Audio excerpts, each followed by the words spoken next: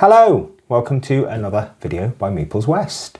Today is an unboxing video and we are looking at the recently received Kickstarter game, Ada's Dream, a game designed by Tony Lopez and published by Alley Cat Games. This is a game for 1 to 4 players, plays in 90 to 120 minutes and is a game that I've been told is very good. So we're going to have a look inside and see what we've got inside. So let me start by peeling back the shrink on here. It's a pretty chunky box, it's really heavy. So I'm expecting there to be lots of good stuff inside. The game is to do with Ada Lovelace, who is credited for being the person who first designed a computer, as you can see by the image on the front of the box. So let's get this open so we can see what's inside. Okay, so we have a history book. So again, because this is based upon real people, looks like we've got a little bit of background of who they were, what they are, just a bit of flavour really, which is nice. It's really nicely printed as well. It's on quite thick paper. It's kind of that bumpy paper that's obviously quite expensive and premium. And then a pretty chunky rule book. So we've obviously got some contents. We've then got the setup and the gameplay, how to play. I'll be honest, I have not looked into how this is played, so I couldn't tell you how the game plays.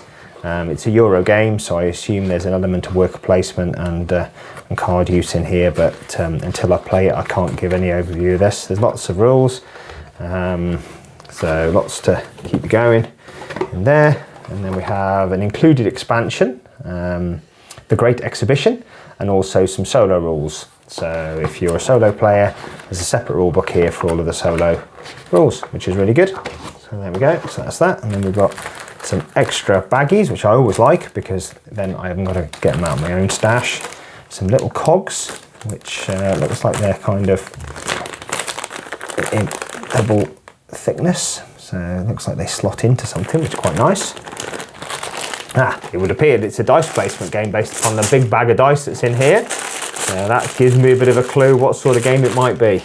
And then we have a bag of wooden bits. So we've got some counters, some characters, meeples, some magnifying glasses. So they're all in there. A nice couple of cloth bags imprinted with the name of the game, they're nice quality. And we've got some, they look like coal, I would say, based again on the game. I would say they're little coal markers. We've then got some little books. So these are cute. You like these? I know Lynn like these. Look at those. Tiny little books. Nice, you've got notes written on them. Then we've got some really chunky gold pieces. Look at these. They are really good. I like those. There's a bit of weight in them. I think that's most of the weight in the box is in this little bag. We have some cards, again action cards I would assume, some smaller sized cards, objectives or contracts or something like that I'm guessing. A little packet there. Normally these things that come in little packets are expansion content or Kickstarter contents and they keep them separately just so that you know you don't need to use them in the base game. And we've got some player aids. It's a really packed box as you can see here. And we've got some punch boards with again, they look like contracts or what they say, Great Exhibition. So again, this is a Kickstarter part of the game and part of that expansion, I think. Great Exhibition board. So again, I would say this is part of the expansion that came with the game. And we've got some nice little, I don't know how you describe them really, but they look like they're card surrounds or something that you put around. It does say solo on them, so they may just be for the solo game. More punch boards, lots of punch boards, lots of punch boards, even more punch boards. So we've got all of those with lots of things, the money and stuff like that. Whilst we talk about the money, it's one of those nice games where it was a nice surprise when the Kickstarter arrived because I'd forgotten that I pledged to have metal coins. We always prefer metal coins in our games. One thing that lets games down sometimes is when the money's really rubbish. So we do like it when there's metal coins that you can clink about. Some other little tiles. These are quite funky. Look, they come pre-printed with holes in. So I haven't, one of the gripes when you get punch boards is when they've got little things like this, you've got to get a little pen or something to push the holes out. So I quite like the fact that they're already printed in there. We can see now where those things we talked about before, the little cogs go. So they look like they sit in these recesses on the player boards. It looks like I've got that upside down. So really nice quality punch board. This is, you know, really good quality and thickness. And that looks like it's solo, and then it does look like we've got 4 player coloured boards, so purple, red, blue and green board. So there, again, really lovely quality.